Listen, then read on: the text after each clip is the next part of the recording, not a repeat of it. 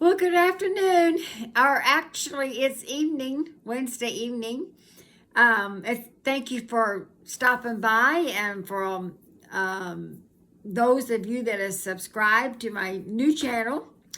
I want to thank you from the depths of my heart. I'm just shocked that you would even stop and listen to me, let alone subscribe.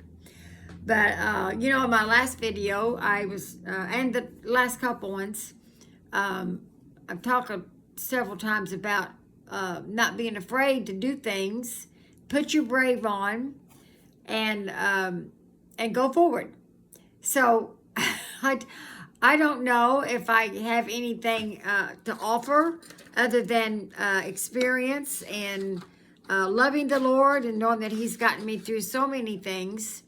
And so I thought, I watch YouTube all the time, and I listen to a lot of spiritual and or devotional channels, and I love Christian music. So I thought, well, just like I was saying, I think it was the last one I put out. One gift that I know I have, and that's the gift of talking. I love talking. I love to talk to people. I love people. And I love the Lord. So combining all that together, why not take advantage of it? And I love crafts. Now this evening, I don't really have anything to show you. I was working on my quilt, but I'm still working on trying to figure out how I can do all that. Get my phone. I don't have a camera. Get my phone set and get my sewing ready. And I'm a mess. I'm just a mess. But I just hope that I never lose the desire to learn. I just feel like we can't. I may be a lot slower than a lot of you, but I believe if I keep practicing, I know you can practice, and you can practice wrong and it'll still be wrong. But learning, and other people that's on YouTube, they have all kinds of YouTube. All you crafters, everybody that I've watched, that I've subscribed to, are absolutely fabulous. Every one of you. And sometimes I think, oh my goodness, why would I even think about putting anything on? But you know what? If I can help one person in the spiritual side of their life, encourage them, and on what little bit of crafting that I can show you, I want to do it. I just want to do it. And it excites me. It makes me feel good. Now, I did my overtime today. I told you on the previous video that I work a lot of overtime. The company works us a lot of overtime. And I'm tired. I feel really, really tired tonight. And I'm trying not to make this too long. But I wanted to get back in on that subject of resentment on that last video that I had, because I didn't quite finish it. Resentment in today's world, there's always been resentment, but young, medium, middle-aged, old, there's resentment that we can have built up. And on this study was in 1985. It was a youth meeting at one of our churches. And they made these folders for the youth, and I was able to get a hold of one of them because in 1985 I was not a youth. I got married at 20 years old in 1973. So, was married for 47 years before my husband passed. And so I'm 73. I'm 73 and I still feel strong. I'm so thankful for that. So thankful for that. But getting back to the youth and the resentment, this class they was giving the youth in our church about how easy it is to build up resentment and how horrible your life can be as you grow, as you develop into maturity. Well, all of us older folks, we are already in maturity, but are we immature because we're holding on to resentment? You see what I'm saying? Just because you're older doesn't mean you have developed a strong constitution where you refuse to let resentment take over.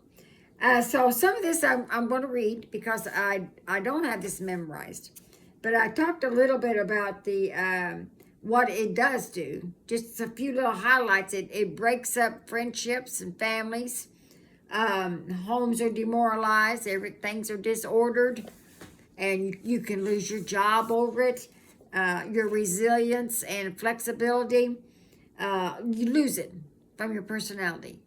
So if you feel like you got symptoms, something of some kind of symptoms like this, emotional becoming, you're just totally unstable. So think about what I'm saying here.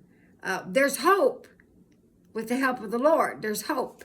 And so one of the lines that they had typed out here was to try to find the cause of resentment. And when I think about, sometimes I will get on a subject in my mind, and it's maybe a painful subject.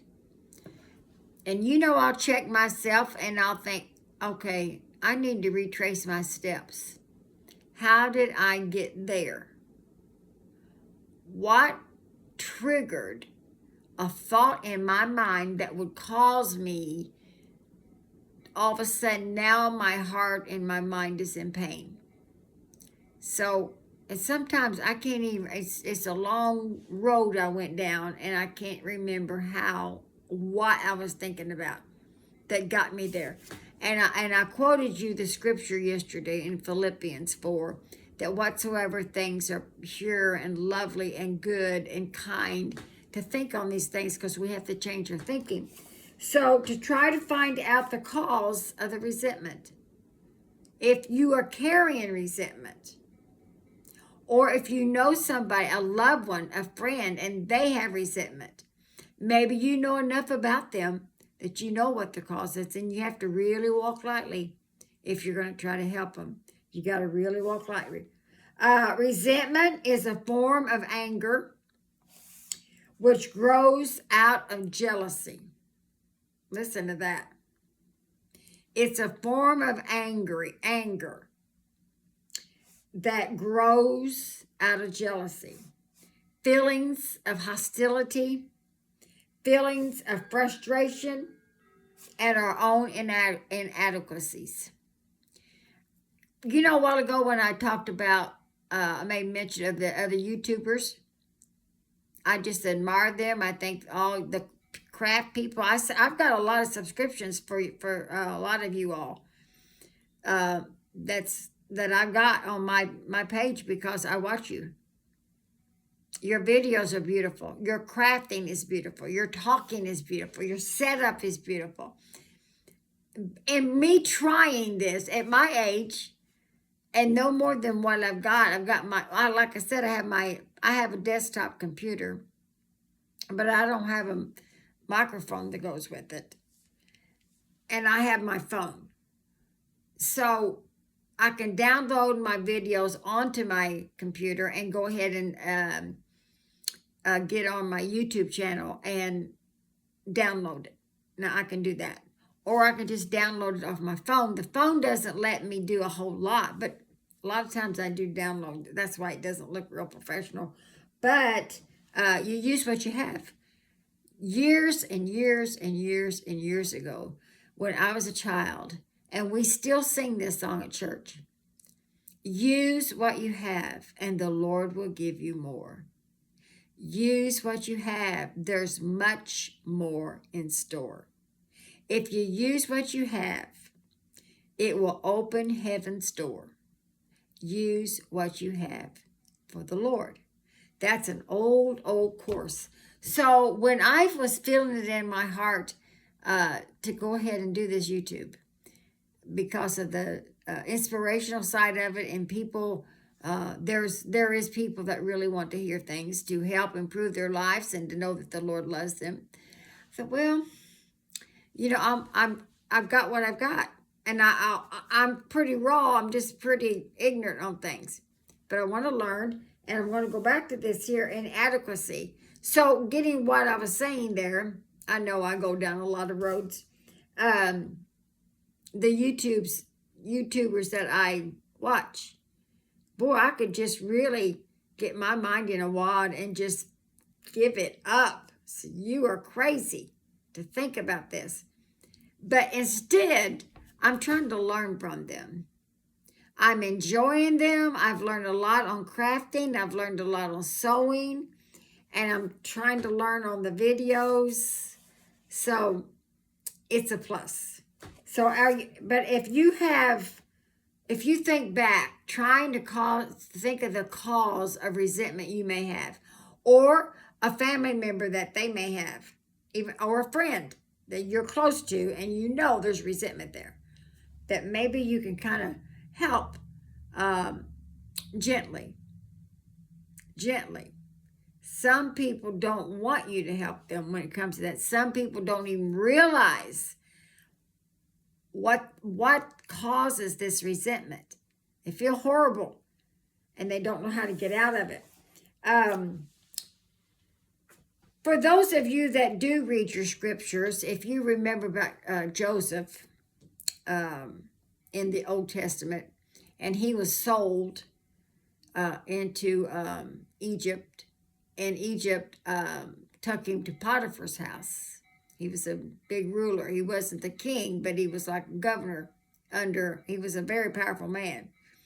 And Joseph was very learned. And so he got to work there under his house.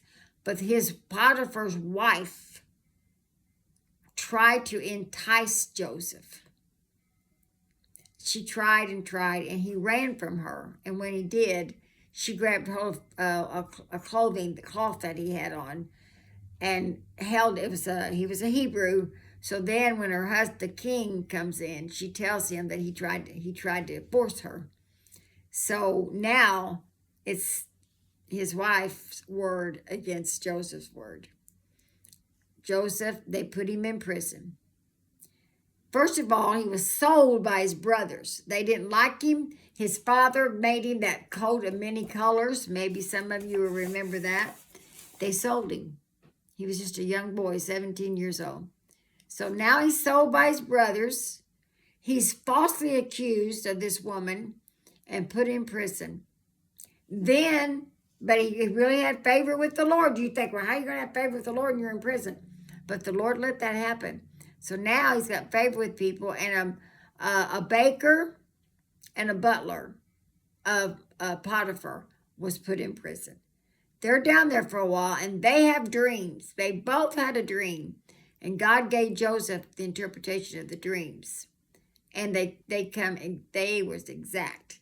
The baker, or he was actually the wine carrier for the king, he got to live. And at 3 days in his dream, he got out, and Joseph told him, "Don't forget me." Guess what? He forgot him. Never said a thing. Until several years go by. I'd have to look it up and read it again. Then Pharaoh, King Pharaoh, had a dream. And it had 2 dreams. And it was about the famine getting ready to come up in the land. And they couldn't, all of his enchanters and his scholars could not interpret that dream. But that baker, or the wine carrier, he said, "Oh, this is my fault. I forgot my friend. He knows how to interpret dreams," to get Joseph out. Now, I told you that story because talk about resentment. How easily Joseph could have been full of resentment. His brothers, Potiphar, the baker, and the cupbearer. That's who it was, the cupbearer. Look at that. And yet he humbled himself and worked God's kingdom. And then he ends up, Pharaoh makes him second in command of all the whole region of Egypt and all the other countries around, because there was such a great famine in the land. He was able to totally interpret those 2 dreams, and they were exactly right. Now, I told you that because it was such a beautiful example of what could be resentment. He had a perfect reason perfect reason. Three major reasons. Three major reasons. His brothers selling him, Potiphar's wife lying on him and putting him in prison, and then the cupbearer was going to remember him and didn't remember him for several years, and he was in prison. Well, he gets out and he's second in command of the whole country. Am I telling you you're going to be in second command of the country? No, I'm not. But I am telling you this. There's always occasions that we can harbor anger, we can harbor jealousy, and make that horrible, horrible mistake of having resentment rule in our heart and be the master of our heart. Now, I don't know who I'm talking to here, but I do feel so strong to talk about this. And so, if I only have one person that it encourages and lifts up, that they can get out of this, pray and ask God to help you. And let's see, was there anything else I wanted to say here? Resentment can be cured only by our own willingness. This one's a tough one now, I'm getting ready to say. By our own willingness to forgive and let the Holy Spirit cleanse us. Boy, forgiveness is a tough one sometimes, isn't it? When you are really hurt and you feel like you've really been done wrong.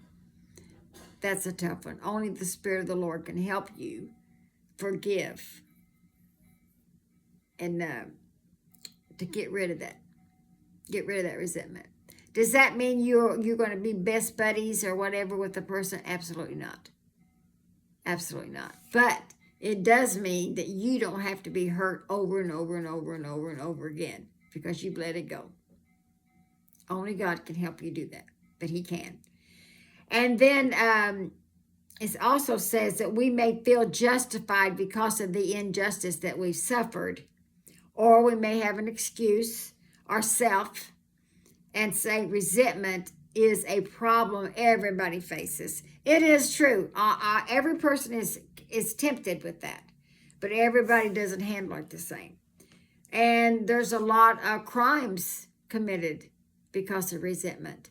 So we don't want to have a criminal mind, and we don't want to have that sin hanging over our life of resentment, and then your whole life is just messed up. There's no happiness there. And so anyway, I wanted to share a little bit more of that. I felt like I wanted to go in and have a follow-up on it. I hope this helps someone. And hopefully I'll have some crafts for you. It's inspiration, Barb's Inspiration and Crafts. And you're probably saying, well, where's the crafts at? Well, sometimes I have to do things on the weekends because through the week, like I said, I'm working the overtime and I'm tired. But I'm not too tired to tell you these things. God bless you. You can thank you for scrolling and stopping on my page. If you would subscribe and like, I so appreciate it. And everybody that has, thank you. So it's just, sometimes I call myself Grandma Moses. So Grandma Moses is slow. But you know what? I feel good about this. I feel good about doing the channel. And I just want to help people. I just want to tell you, you are loved. And there is a way of escape. The Lord is the light. He is our help. And we've got lots to pray for. Oh my goodness, we got lots to pray for. Take care of yourself. Please be safe with these storms. And remember, people love you. Somebody's praying for you. I'm praying for everybody that I can possibly pray for. I don't know your names. But I'm asking God to help us. Help our nation. Help your people, Lord. So I better get off. It's getting longer and longer. Take care of yourself. I sure hope to see you later. And thank you again.